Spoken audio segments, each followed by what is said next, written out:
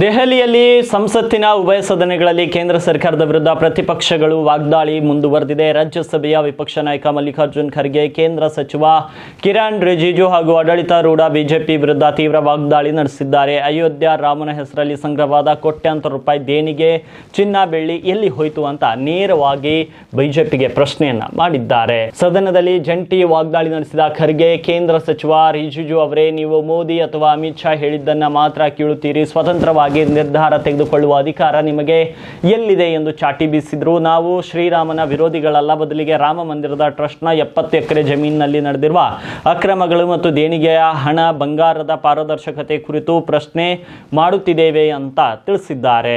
ಇನ್ನು ನಿಮ್ಮ ತಪ್ಪುಗಳನ್ನು ಬೊಟ್ಟು ಮಾಡಿ ತೋರಿಸಿದರೆ ನಮ್ಮನ್ನು ರಾಮ ವಿರೋಧಿಗಳು ಎನ್ನುತ್ತೀರಿ. ನಿಮ್ಮ ಭ್ರಷ್ಟಾಚಾರವನ್ನು ಬಯಲಿಗೆಳೆದರೆ ದೇಶದ್ರೋಹಿಗಳು ಎನ್ನುತ್ತೀರಿ. ಬ್ರಿಟಿಷ್ ಕಾಲದಿಂದಲೂ ದೇಶದ ಹಿತಾಸಕ್ತಿಗೆ ವಿರುದ್ಧವಾಗಿದ್ದ ನೀವು ಸ್ವಾತಂತ್ರ್ಯ ಸಂಗ್ರಾಮದಲ್ಲಿಯೂ ಕೂಡ ಭಾಗವಹಿಸಿಲ್ಲ. ರಾಷ್ಟ್ರೀಯತೆಯ ವ್ಯಾಖ್ಯಾನ ನೀಡಲು ನಿಮಗೆ ಯಾವುದೇ ಹಕ್ಕಿಲ್ಲ ಅಂತ ಖರ್ಗೆ ಕಟುವಾಗಿ ಟೀಕಿಸಿದ್ದಾರೆ. ಇನ್ನು ಮಲ್ಲಿಕಾರ್ಜುನ್ ಖರ್ಗೆ ಅವರ ಈ ಖಾರವಾದ ಮಾತುಗಳಿಂದಾಗಿ ರಾಜ್ಯಸಭೆಯಲ್ಲಿ ತೀವ್ರ ಗದ್ದಲ ಉಂಟಾಗಿದ್ದು ಆಡಳಿತ ಮತ್ತು ವಿಪಕ್ಷಗಳ ನಡುವೆ ವಾಕ್ಸಮರ ಮುಂದುವರಿಯುವ ಸಾಧ್ಯತೆ ಇದೆ.